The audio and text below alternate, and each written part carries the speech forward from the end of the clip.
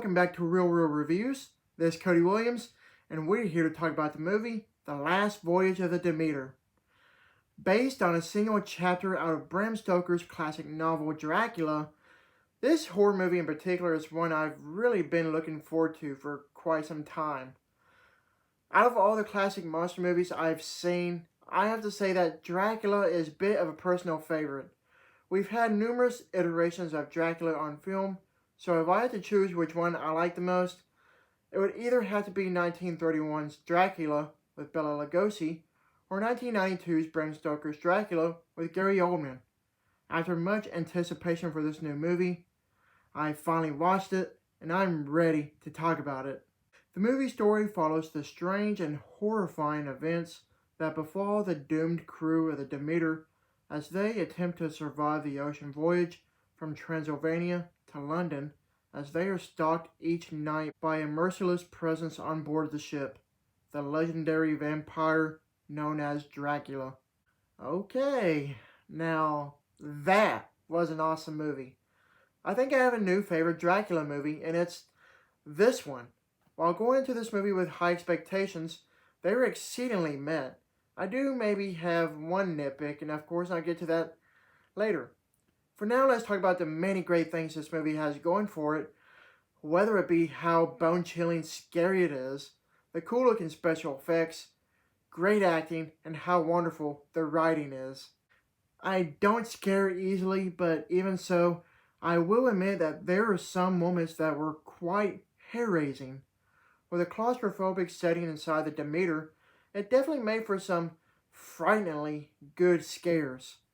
Yeah, maybe there are a couple of jump scares, but where this movie excels at the most would have to be its use of tension and suspense. I'm sure I'm not the first to make this comparison, but think along the lines of Ridley Scott's Alien if it took place on a boat with Dracula. In a nutshell, that's what this movie is really like.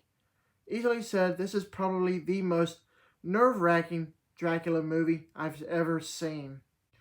When it comes to Dracula himself, I really enjoyed his primal bat-like creature design. You can kind of see the inspiration from both Nosferatu and Barlow from Salem's Lot. I do also admire the fact that they went mostly practical with both the use of makeup and prosthetics. Whatever CGI was used for the animalistic features, I will say that it was pretty good. As for the characters, I really enjoyed the acting from everyone. If anyone stood out the most to me, it would definitely have to be Corey Hawkins. Whenever he's on screen, he always manages to steal the show. Other notable performances also include Liam Cunningham and David Dastmalchian. I do like the fact that this movie is an adaptation of only a fraction of Bram Stoker's novel, while it does do some creative liberties with it. It expands the story as it introduces new characters, while also capturing the ferocity of Dracula. I just think it's brilliant the way the movie was written. Even the dialogue.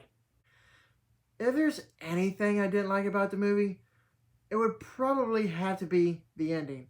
I mean, it's not really a spoiler since the novel's been out for 126 years, and the fact that we've seen the same outcome from other Dracula movies.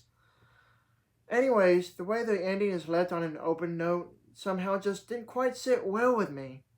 Because of the movie's title, it started on the boat, and I think it should have ended on the boat. So, why add stuff? I don't know, I just didn't like it. Other than that, I had a very fun time with this movie. Overall, The Last Voyage of the Demeter is a succulent Dracula movie that has some teeth to it with how horrifically brutal it is. As it subverts expectations, this nautical nightmare horror movie will pleasantly surprise any fan of the horror genre. While not exactly being a perfect movie by any means, it's pretty close to it. I give this movie an A. Thank you for watching, and don't forget to like and subscribe to my channel. Keep up with my real reviews.